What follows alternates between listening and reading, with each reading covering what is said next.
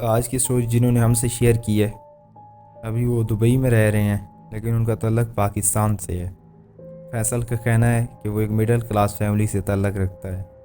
وہ پاکستان میں محنت مزدوری کر کے اپنا گزر بسر کرتا تھا اور پھر بعد میں وہ دبئی چلا گیا، جہاں اسے ایک سٹور میں جاب مل گئی۔ وہ ایک کمپنی میں سٹور کیپر کا کام کرتا ہے۔ فیصل بتاتا ہے کہ میری ڈیوٹی صبح 7 سے شام 7 بجے تک ہوتی ہے، جس میں سامان وغیرہ کو ان اور آؤٹ کروانا ہوتا ہے اور نئے آنے والے سامان کو ترتیب دے کر رکھنا ہوتا ہے۔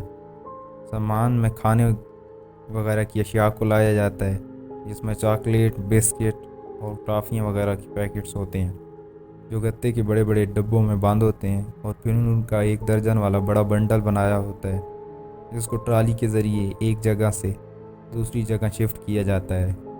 ہمارے سٹور کی ایک بہت بڑی بلڈنگ تھی، جس میں سامان وغیرہ کے باقاعدہ شیڈز بنائے گئے تھے، جہاں سامان کو رکھا جاتا تھا، اور پھر جب کوئی آرڈر آتا تھا تو وہ مکمل ایک شیڈز کو خالی کر دیا جاتا تھا اور پھر اس کی جگہ نیا سامان لا کر رکھ دیا جاتا تھا۔ میری ڈیوٹی صبح ہوتی تھی تو میں شام کو چھٹی کر کے چلا جاتا تھا، اور اس کے بعد ندیم لڑکا جو میرے بعد شام 7 بجے سے صبح 7 بجے تک ڈیوٹی کرتا تھا۔ ایک دفعہ ندیم نے مجھے بتایا کہ فیصل بھائی، ہماری اس بلڈنگ کے لاسٹ پر جو شیڈز ہیں، مجھے ان شیڈز میں رات کے وقت ایسے محسوس ہوتا ہے جیسے کوئی بچے کھیل رہے ہوں، اور پھر ایسے آواز آتی ہے جیسے کوئی انہیں ڈانٹ رہا ہو کہ ایسا مت کرو، چیزوں کو مت خراب کرو، لیکن میں نے اس پر کبھی توجہ نہیں دی۔ البتہ میری ڈیوٹی کے ہر تیسرے چوتھے دن مجھے ایسا محسوس ہوتا ہے۔ بعض اوقات تو مجھے یہ سب ایک وہم سا بھی لگتا ہے کہ یہ صرف مجھے محسوس ہوتا ہے، لیکن کبھی کبھی ان شیڈز میں ہمیں چاکلیٹ، بسکٹس اور ٹافیوں کے کھلے ہوئے ریپرز بھی ملتے ہیں، جنہیں دیکھ کر لگتا ہے کہ انہیں بچوں نے کھایا ہے، لیکن ہم سمجھتے ہیں کہ ہمارے سٹور میں کبھی کبھی بلیاں بھی گھس جاتی ہیں، جو گتے کے ڈبوں کو پھاڑ کر چیزیں وغیرہ نکال لیتی ہیں۔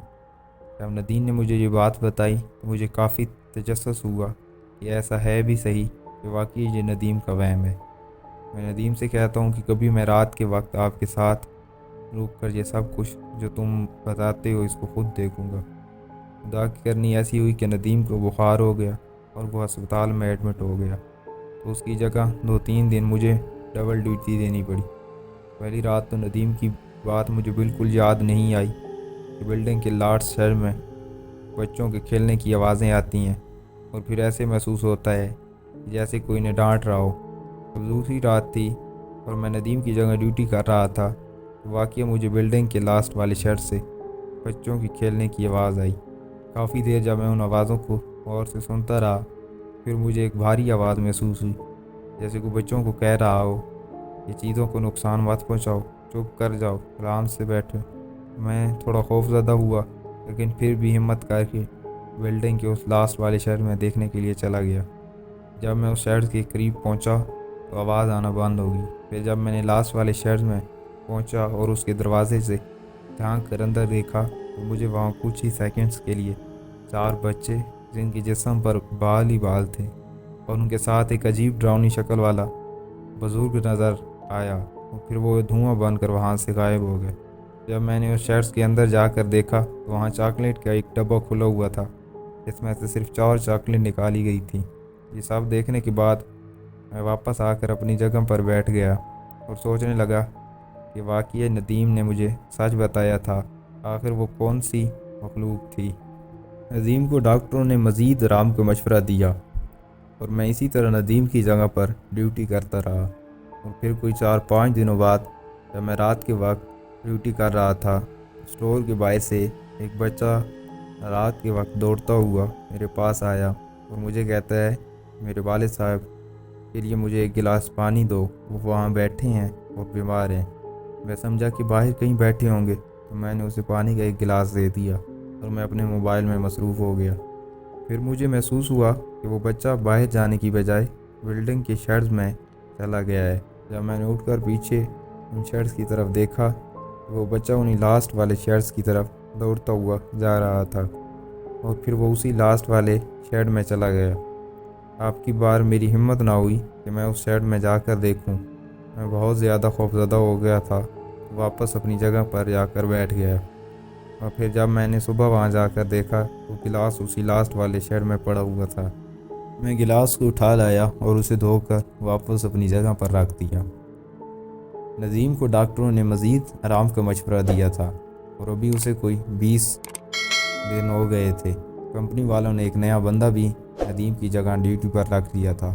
کیونکہ وہ نیا تھا تو اسے صبح کی شفٹ میں ڈیوٹی دی گئی کہ جب یہ سامان کو ترتیب دینا، لوڈ ان لوڈ اور کیسے رکھا جاتا ہے یہ سب سیکھ جائے گا تو اسے رات کی شفٹ میں ڈیوٹی دے دی جائے گی۔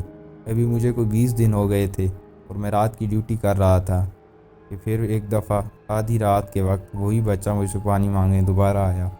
آخری بار جب اس نے مجھے کہا کہ میرے والد بیمار ہیں اور انہیں پانی کا ایک گلاس چاہیے، آپ مجھے پانی کا ایک گلاس دے دیں۔ اب کی بار میرا پورا جسم جیسے سیز ہو گیا تھا اور ہاتھ پاؤں بالکل کام کرنا چھوڑ گئے تھے، تو میں حیرت زدہ نگاہوں سے اس بچے کو دیکھ رہا تھا۔ اس بچے نے کوئی 3-4 دفعہ مجھ سے اپنے والد کے لیے پانی مانگا، لیکن میری ہمت ہی نہ ہوئی کہ میں اسے پانی کا ایک گلاس بھر کر دے دوں۔ پھر وہ بچہ انہیں لاسٹ والے شیڈز کی طرف چلا گیا اور جاتے ہوئے کہا کہ تم نے مجھے پانی نہیں دیا، تم نے ہمارے ساتھ اچھا نہیں کیا، اور پھر وہ اسی لاسٹ والے شیڈ میں چلا گیا۔ ان معاملات کے بعد مجھے اس سٹور سے خوف آنے لگ گیا اور ڈیوٹی کے دوران بھی میرا وہاں دم گھٹنے لگ جاتا تھا، اور پھر بعد میں میری ڈیوٹی دن میں بھی شفٹ کر دی گئی، لیکن پھر بھی مجھے وہاں ٹھیک محسوس نہیں ہوتا تھا۔ پھر میں نے اس جاب کو چھوڑ دیا اور ایک ریسٹورنٹ میں کام کرنے لگ گیا۔